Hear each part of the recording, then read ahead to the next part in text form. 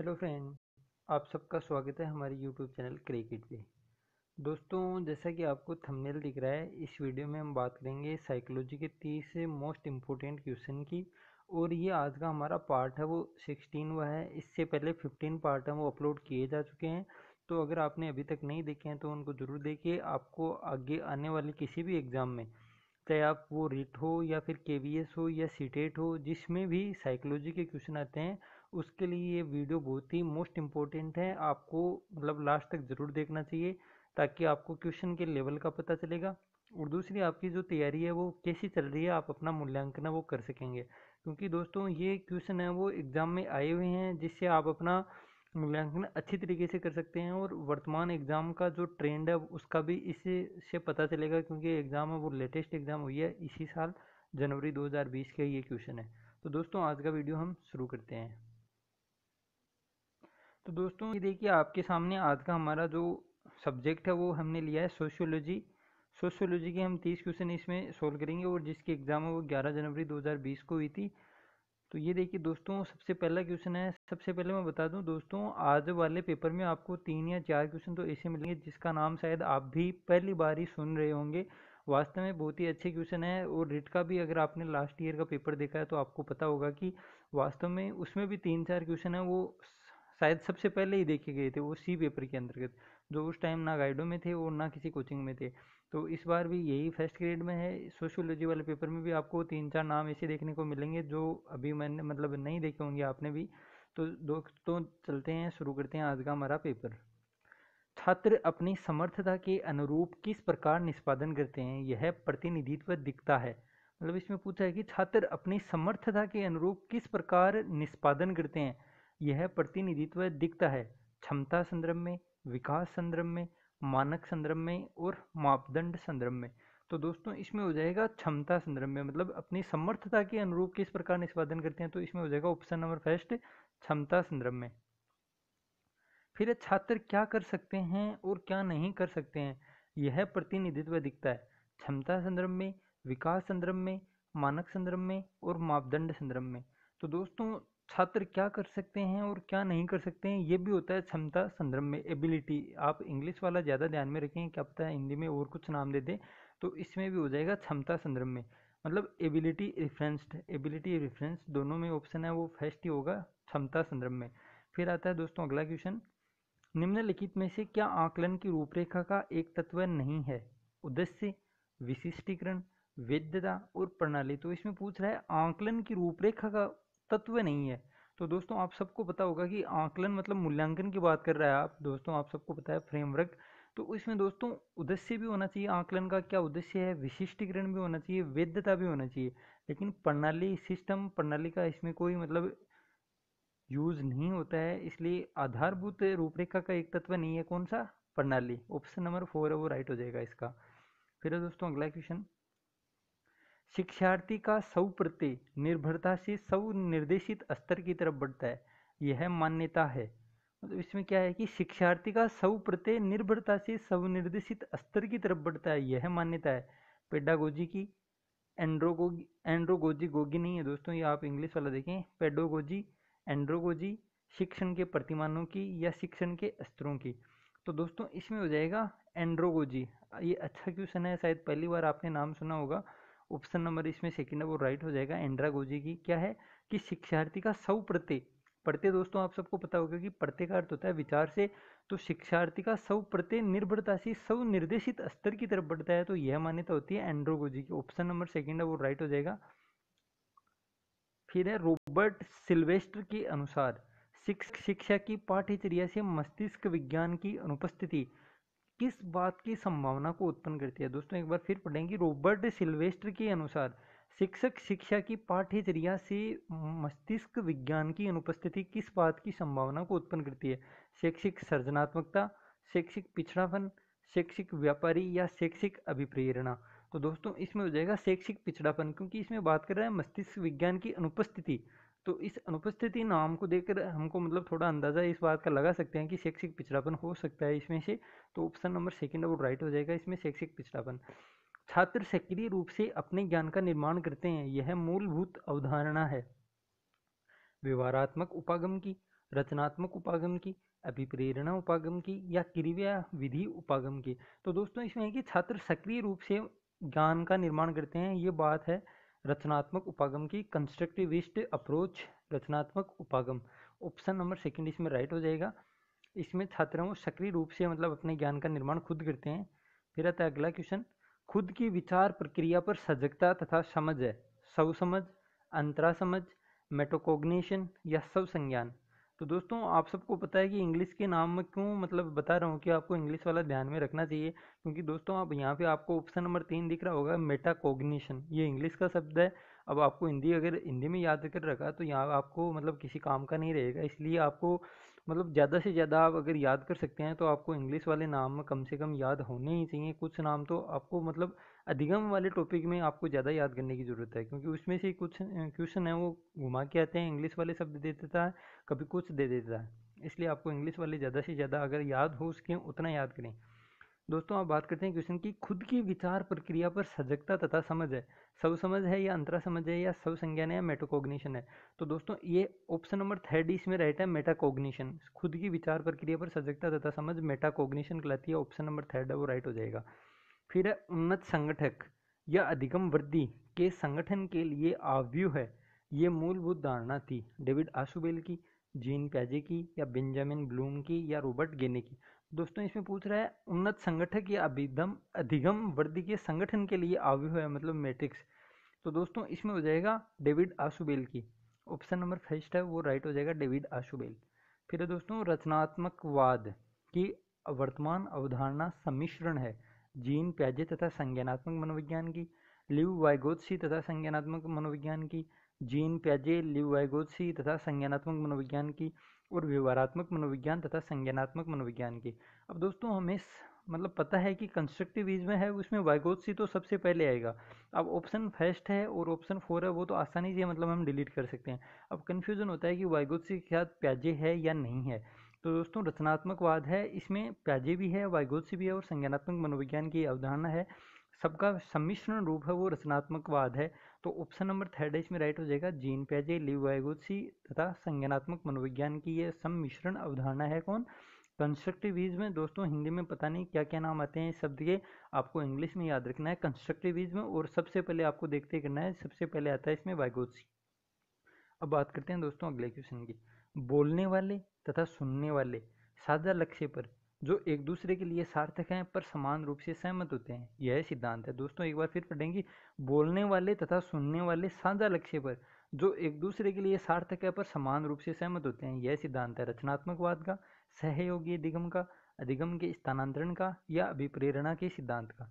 तो दोस्तों इसमें हो जाएगा सहयोगी अधिगम का, क्योंकि एक दूसरे का सहयोग कर रहे हैं, इसलिए इसमें हो जाएगा ऑप्शन नंबर सेकंड राइट, सहयोगी अधिगम का। अब आता है अगला क्वेश्चन, भावात्मक विकास को, भावात्मक विकास को, एक मिनट दोस्तों शायद लास्ट क्वेश्चन मैंने आपको गलत बता दिया है, ये है दोस्तों 113, हाँ 113 में दो ही है दोस्तों सहयोगी अधिगम का। एक बार मैं बता दूं दोस्तों आपको, जो मैं क्वेश्चन के आंसर बता रहा हूँ वे सभी मैं आपको आरपीएससी की जो ऑथेंटिक आंसर की आई है उसी का आंसर मैं बता रहा हूँ। फिर भी आपको किसी क्वेश्चन में मतलब कन्फ्यूजन लगे तो आप कमेंट बॉक्स के अंदर ज़रूर बताएं, उसका मैं सॉल्यूशन आपको प्रोवाइड कराने की कोशिश करूंगा। फिर आता है अगला क्वेश्चन दोस्तों, भावात्मक विकास को किसके संदर्भ में बेहतर समझा जा सकता है, मतलब भावात्मक विकास का संदर्भ है वो किससे है, बौद्धिक विकास से है या सृजनात्मकता विकास से है, गामक विकास से है या आध्यात्मिक विकास से है। तो दोस्तों भावात्मक विकास है वो बौद्धिक विकास होता है, ऑप्शन नंबर फर्स्ट है इसमें राइट हो जाएगा, ऑप्शन नंबर फर्स्ट। फिर एमएचआरडी के द्वारा इनमें से कौन वन स्टॉप एजुकेशन पोर्टल के रूप में विकसित किया गया है, साक्षात, स्वयं, मूक, ई पाठशाला। तो दोस्तों इसमें हो जाएगा साक्षात, एमएचआरडी के द्वारा वन स्टॉप एजुकेशन पोर्टल है वो साक्षात है, ऑप्शन नंबर फर्स्ट इसमें राइट हो जाएगा। फिर आता है अगला क्वेश्चन, NROER क्या है, national resource of open educational resources, national reach on outstanding educational record, national repository of open educational resources, national reaction on outstanding educational research. तो दोस्तों इसमें फुल फॉर्म पूछे कि NROER का फुल फॉर्म क्या है, तो इसमें हो जाएगा ऑप्शन नंबर थर्ड है वो राइट हो जाएगा, national repository of open education resources, option third. फिर आता है अगला क्वेश्चन, आईसीटी को परिभाषित किया गया है सूचना एवं संप्रेषण तकनीकी विभिन्न तकनीकी उपकरण तथा संसाधन के रूप में जिससे सूचनाओं का संप्रेषण, सर्जन, प्रसार, संग्रहण तथा प्रबंधन किया जा सके। इंटरनेट का उपयोग करते हुए छात्रों द्वारा सूचना एवं संप्रेषण तकनीकी का उपयोग। ऑप्शन 4 है सूचना एवं संप्रेषण के लिए तकनीकी उपकरणों का उपयोग। तो दोस्तों इसमें पूछा है कि आईसीटी क्या है। अब दोस्तों रीट के सिलेबस में ये नहीं है, इसलिए आपको ज़्यादा गौर करने की इसमें ज़रूरत नहीं है। ये फर्स्ट ग्रेड में आपको मतलब 5 क्वेश्चन ये आईसीटी वाली यूनिट से आते थे, जिसमें कंप्यूटर से संबंधित शायद हर पेपर में 1 या 2 क्वेश्चन होगा। और इसके साथ ही उसी सिलेबस में मतलब उसी यूनिट के अंदर शिक्षण सहायक सामग्री था। तो शिक्षण सहायक सामग्री आपके सिलेबस में है, मतलब साइकोलॉजी में नहीं क्वेश्चन आएगा तो आपको शिक्षण विधियों में वो काम आ जाएगा आपकी लैंग्वेज के साथ या सब्जेक्ट के साथ शिक्षण विद्यार्थी हैं उसमें शिक्षण सहायक सामग्री है। इसलिए आपको सिर्फ मात्र 30 में से 2 या 3% हैं वो शायद आपके आउट ऑफ सिलेबस हो सकते हैं, लेकिन बाकी आप सभी आपके सिलेबस के अनुसार हैं। तो दोस्तों आईसीटी है वो विभिन्न तकनीकी उपकरण तथा संसाधन के रूप में जिससे सूचनाओं का संप्रेषण, सर्जन, प्रसार, संग्रहण और प्रबंधन किया जा सकता है। ऑप्शन नंबर सेकंड है वो इसमें राइट हो जाएगा। फिर आता है अगला क्वेश्चन, निम्नलिखित में से कौन राष्ट्रीय पाठ्यचर्या रूपरेखा 2005 के पाठ्यचर्या निर्माण के 5 निर्देशक सिद्धांतों का हिस्सा नहीं है। मतलब एनसीएफ 2005 के जो 5 सिद्धांत हैं उसका हिस्सा इनमें से कौन नहीं है। ज्ञान को बाहर के जीवन से जोड़ना, पढ़ाई रटन प्रणाली से मुक्त हो यह सुनिश्चित करना, व्यवहारात्मक उपागम का संवर्धन करना और ऐसी पाठ्यचर्या सुनिश्चित करना जो पाठ्य पुस्तक के बाहर भी जाती हो। तो दोस्तों ये तो इजी सा क्वेश्चन हो गया कि इसमें मतलब कौन सा इसका सिद्धांत नहीं है। तो इसमें ऑप्शन नंबर थर्ड है वो राइट हो जाएगा, व्यवहारात्मक उपागम का संवर्धन करना। ऑप्शन थर्ड है इसमें राइट है। फिर अगला क्वेश्चन, निम्नलिखित में से क्या खोज प्रशिक्षण प्रतिमान की अवधारणा नहीं है। संपूर्ण ज्ञान अनिश्चित है, एक प्रभाव के अनेक कारण होते हैं, उत्सुकता तथा समस्या समाधान व्यक्ति की प्रकृति है और रटना संपूर्ण ज्ञान का आधार है। तो दोस्तों खोज प्रशिक्षण प्रतिमान की बात कर रहे हैं, एनक्वायरी ट्रेनिंग मॉडल। तो इसमें दोस्तों हो जाएगा ऑप्शन नंबर 4 है, रटंत संपूर्ण ज्ञान का आधार है। अब दोस्तों खोज शब्द देख के आप मतलब ऑप्शन 4 है वो तो ऐसे डिलीट कर देंगे, लेकिन इसमें ऑप्शन नंबर 4 है अवधारणा नहीं है। अब मैं आपको हर बार कहता हूँ कि हाँ या मतलब पूछा क्या है, ये क्वेश्चन में आपको अंडरलाइन करना है। इसमें पूछा है कि खोज प्रशिक्षण प्रतिमान की अवधारणा नहीं है। तो अवधारणा क्या नहीं है, रटना संपूर्ण ज्ञान का आधार है, ये इसकी अवधारणा नहीं है। ऑप्शन नंबर 4 है वो इसमें राइट हो जाएगा। फिर आता है अगला क्वेश्चन, निम्नलिखित में से क्या सूचना प्रक्रिया प्रतिमान के अंतर्गत नहीं है। प्रत्यय अर्जन प्रतिमान, निश्चयात्मक प्रशिक्षण प्रतिमान, आगमनात्मक चिंतन प्रतिमान या उन्नत संगठन प्रतिमान। तो दोस्तों इसमें हो जाएगा निश्चयात्मक प्रशिक्षण प्रतिमान, क्योंकि इसमें भी क्या पूछा है, सूचना प्रक्रिया प्रतिमान के अंतर्गत नहीं पूछा है, इसलिए इसमें क्या होगा ऑप्शन नंबर सेकंड, निश्चयात्मक प्रशिक्षण प्रतिमान। फिर आता है सर्जनशीलता, सृजनात्मकता के विकास का प्रतिमान का प्रतिपादन किसने किया था। सर्जनशीलता की बात कर रहा है दोस्तों, सर्जनशीलता सृजनात्मकता के विकास का प्रतिमान Guilford, H Gardner, J Gordon या एल वाइगोत्सी। तो दोस्तों इसमें हो जाएगा option number third, J Gordon. Option third है वो इसमें राइट हो जाएगा। सृजनशीलता सृजनात्मकता के विकास का प्रतिमान का प्रतिपादन मतलब इस सिद्धांत का प्रतिपादन किया था जे गॉर्डन ने। फिर आता है अगला क्वेश्चन, वातावरण में वे सब बाह्य तत्व आ जाते हैं जिन्होंने व्यक्ति को जीवन आरंभ करने के समय से प्रभावित किया है। यह कथन था डगलस तथा हॉलैंड का, वुडवर्थ का, वुल्फ एवं वुल्फ का या हरलॉक का।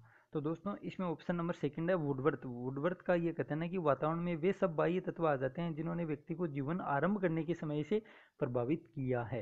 ये कथन हो जाएगा दोस्तों वुडवर्थ का। फिर आता है अगला क्वेश्चन, किशोरावस्था की प्रमुख मनोवैज्ञानिक विशेषता क्या है। विपरीत लिंगीय प्रेम भावना का अभाव, कल्पना शक्ति का अभाव, संवेगात्मक विकास के कारण स्थायित्व एवं समायोजन का अभाव या सामाजिक सेवा की भावना का अभाव। तो दोस्तों इसमें पूछा है कि प्रमुख मनोवैज्ञानिक विशेषता क्या है। तो दोस्तों इसमें हो जाएगा नंबर 3, ऑप्शन नंबर 3 है वो इसमें राइट है कि संवेगात्मक विकास के कारण स्थायित्व व समायोजन का अभाव इसमें पाया जाता है किशोरावस्था की अवस्था में। फिर आता है दोस्तों अगला क्वेश्चन, सिफेलोकोडल विकास नियम के अनुसार पहले सिर के भाग फिर क्रमशः धड़, हाथों और पैरों का विकास, पहले धड़, हाथों तथा पैरों का फिर सिर के भाग का विकास या संपूर्ण शरीर का वो समान विकास या व्यक्ति से व्यक्ति पर निर्भर। तो दोस्तों इसमें मतलब सिफेलोकोडल विकास है वो कौन से नियम के अनुसार होता है। तो इसमें हो जाएगा पहले दोस्तों सिर का होता है, फिर क्रमशः धड़ का, हाथों का और पैरों का विकास। इसी प्रकार आप सबको पता होगा कि बच्चा है वो सबसे पहले सिर या हम कहें कि गर्दन को घुमाना सीखता है, उसके बाद वो धड़ के बल मतलब सीधा होना या करवट बदलना सीखता है, फिर हाथों को हिलाना सीखता है और लास्ट में पैरों का विकास होता है जिससे वो घुटने के बल चलता है और फिर दौड़ना सीख जाता है। तो ये सिद्धांत हो जाएगा सिफेलोकोडल विकास नियम। फिर आता है अगला क्वेश्चन, निम्नलिखित में से कौन सा नियम थॉर्नडाइक द्वारा दिए गए अधिगम के गौण नियम का हिस्सा नहीं है। आप सबको पता होगा कि दोस्तों थॉर्नडाइक ने 3 तो मुख्य नियम दिए थे और अधिगम के 5 गौण नियम भी दिए थे। तो ये इजी क्वेश्चन है। आप सबको पता है कि अधिगम अगर आप टॉपिक पढ़ोगे तो सबसे पहले थॉर्नडाइक आएगा और इसमें सबसे पहले उसके नियम ही आएंगे। तो इसमें हो जाएगा कौन सा मतलब अधिगम के गौण नियम का हिस्सा नहीं है। क्वेश्चन को पूरा पढ़ें और हाँ या नहीं पे अंडरलाइन जरूर करें। तो इसमें ऑप्शन फर्स्ट है बहु अनुक्रिया का नियम, प्रभाव का नियम, तत्वों की पूर्व समर्थता का नियम और साहचर्य परिवर्तन का नियम। तो दोस्तों इसमें हो जाएगा प्रभाव का नियम, क्योंकि प्रभाव का नियम है वो मुख्य नियम है। अधिगम के जो मुख्य 3 नियम दिए थे उसमें प्रभाव का नियम आता है कि प्रभाव का नियम है, अभ्यास का नियम है और तत्परता का नियम है। ये 3 नियम तो मुख्य नियम थे, उसके अलावा 5 है वो गौण नियम थे। अब आता है अवधान के लिए संवेग एक अर्जित प्रेरणा है, सामान्य अभिक्रिया है, आंतरिक प्रेरणा है या अनावश्यक भाव है। तो अवधान के लिए दोस्तों संवेग की बात कर रहा है कि अवधान के लिए संवेग है वो क्या है, तो ये आंतरिक प्रेरणा है, इंटरनल मोटिवेशन। अवधान के लिए संवेग एक आंतरिक प्रेरणा का काम करते हैं। दोस्तों अच्छा क्वेश्चन है, रीट के हिसाब से बहुत ही मोस्ट इंपोर्टेंट ये क्वेश्चन है। फिर आता है अगला क्वेश्चन, निम्नलिखित में से क्या संप्रेषण का एक तत्व नहीं है। संप्रेषण संदर्भ, मानसिक स्थिति, संप्रेषक या प्रतिपुष्टि। तो दोस्तों इसमें हो जाएगा मानसिक स्थिति। संप्रेषण का एक तत्व नहीं है, मानसिक स्थिति से संप्रेषण का कोई लेना देना नहीं है। ऑप्शन सेकंड वो राइट हो जाएगा। फिर है निम्नलिखित में से कौन संगणक आधारित शिक्षण प्रतिमान की एक मुख्य विशेषता नहीं है। तो इसमें ऑप्शन फर्स्ट है वो शिक्षक का स्थान संगणक ले लेता है, व्यक्तिक भिन्नता को प्राथमिकता दी जाती है, यह शिक्षक की पूर्व तथा अंतरपक्ष को बल देती है, यह केवल प्रशिक्षण हेतु प्रयोग की जा सकती है। तो दोस्तों इसमें हो जाएगा ऑप्शन नंबर फर्स्ट है शिक्षक का स्थान है वो संगणक ले लेता है। अब संगणक को मतलब इंग्लिश में कहते हैं कंप्यूटर, संगणक हिंदी भाषा का शब्द है, तो ऑप्शन नंबर फर्स्ट है वो राइट हो जाएगा। इसमें इसमें मतलब संगणक आधारित शिक्षण प्रतिमान की एक मुख्य विशेषता नहीं है। आप दोस्तों विशेषता नहीं है बोल के भी आंसर है वो फर्स्ट आ रहा है, इसलिए कंफ्यूजन लेने के लिए है, लेकिन इसमें आंसर है वो फर्स्ट ही राइट हो जाएगा। फिर आता है अगला क्वेश्चन, निम्नलिखित में से क्या क्रियात्मक या मनोगत्यात्मक पक्ष का हिस्सा नहीं है। व्यवस्था, नियंत्रण, संयोजन या आदत निर्माण। इसमें पूछा है कि क्रियात्मक या मनोगत्यात्मक पक्ष का हिस्सा नहीं है बोल रहा है दोस्तों, तो इसमें हो जाएगा आदत निर्माण। ऑप्शन नंबर 4 है वो इसमें राइट हो जाएगा, आदत निर्माण। फिर है ज्ञानात्मक, भावात्मक तथा क्रियात्मक उद्देश्य संपूर्णता में प्राप्त किए जा सकते हैं अनुदेशन तकनीकी के द्वारा, व्यवहार तकनीकी के द्वारा, शिक्षण तकनीकी के द्वारा या अभिक्रमित अनुदेशन तकनीकी के द्वारा। तो दोस्तों इसमें हो जाएगा शिक्षण तकनीकी के द्वारा। Option number third teaching technology, option third है वो इसमें राइट हो जाएगा। शैक्षणिक तकनीकी के द्वारा हैं वो ज्ञानात्मक, भावात्मक और क्रियात्मक उद्देश्य संपूर्णता में प्राप्त किए जा सकते हैं। फिर है गेन्ने के अनुसार अधिगम में से कौन सा सही है। मतलब गेन्ने के अनुसार आप सबको पता होगी 8 प्रकार बताए थे अधिगम के, तो इसमें मतलब कौन सा क्रम है वो सही है। सबसे पहले संकेत अधिगम, उद्दीपक अनुक्रिया अधिगम का अनुगमन करता है। फिर है नियम अधिगम, संप्रति अधिगम का अनुगमन करता है। श्रृंखला अधिगम और विभेद अधिगम का अनुगमन करता है, या नियम अधिगम समस्या समाधान अधिगम का अनुगमन करता है। तो दोस्तों इसमें हो जाएगा ऑप्शन नंबर सेकंड। कौन सा सही है कि नियम अधिगम वो संप्रत्य अधिगम का अनुगमन करता है। ऑप्शन सेकंड है वो राइट हो जाएगा। फिर आता है अगला क्वेश्चन, साइबरनेटिक्स का सिद्धांत संबंधित है। साइबरनेटिक्स अभिप्रेरणा से, अधिगम से, प्रतिपुष्टि से या अवधान से। तो दोस्तों साइबरनेटिक्स का सिद्धांत है वो प्रतिपुष्टि से, फीडबैक से संबंधित है। दोस्तों फीडबैक, फीडबैक क्या होता है दोस्तों कि जैसे कोई आपको मतलब आगे पढ़ा रहा है और आप उसको मतलब सकारात्मक या नकारात्मक आप पुनर्वलन कह सकते हैं, या फिर जैसे उसकी आलोचना करना या कैसा पढ़ा रहा है वो फीडबैक हो जाएगा, अच्छा है या नहीं है, ये सब फीडबैक के अंतर्गत आते हैं। तो साइबरनेटिक्स का सिद्धांत है वो फीडबैक से संबंधित है। फिर प्रणाली मूल्यांकन के दौरान इनमें से क्या सार्थक नहीं है। निष्पादन, उपयोगिता, आकार और कीमत। तो दोस्तों कीमत है वो सार्थक नहीं है प्रणाली मूल्यांकन के दौरान।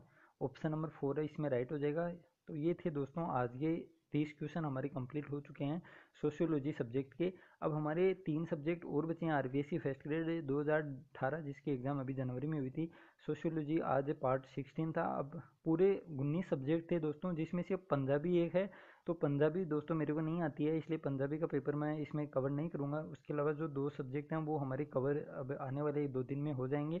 इस प्रकार हम 18 कर लेंगे। तो 18 को हम 30 से मल्टीप्लाई करते हैं तो लगभग 550 क्वेश्चन है वो एग्जाम में आए हुए क्वेश्चन। मैं फिर कह रहा हूँ, एग्जाम में आए हुए क्वेश्चन और किसी गाइड के पीछे दिए गए क्वेश्चन से बहुत ज़्यादा मतलब डिफरेंस आता है।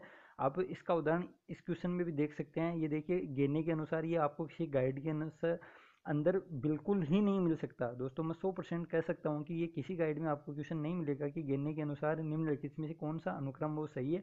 या आप पीछे आए हुए क्वेश्चन को सोल्व करेंगे तभी आपको पता चलेगा कि क्वेश्चन इस प्रकार भी आ सकता है। तो दोस्तों यही इंपॉर्टेंस है, इसलिए वीडियो को पूरा देखें और हर वीडियो को देखें, आपको बहुत ही ज़्यादा लाभदायक होने वाला है ये एग्ज़ाम के अंतर्गत। तो दोस्तों इस वीडियो में इतना ही, बाकी मिलते हैं कल दूसरे वीडियो में। तब तक के लिए थैंक यू। जय हिंद, जय भारत।